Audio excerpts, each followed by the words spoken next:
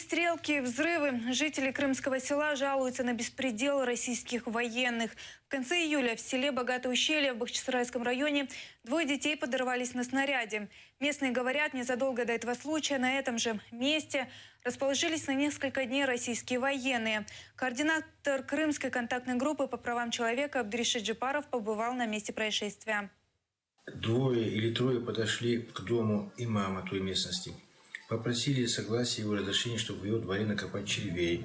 На вопрос, что вы за подразделение, сказали морские пехотинцы. Со слов имама.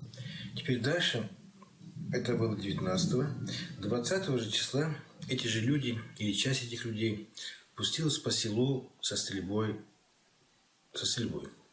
Стреляли из автоматического оружия. Они как-то камуфлированных костюмах, там, лица измазанные там, всякими там, маскировочными там, средствами. Вот. То ли это учение, то ли они просто резвятся. Мы не знаем, что это. Если это учение, то они должны об этом извещать местные власти, я так думаю. Если все-таки какой-то порядок еще в России есть.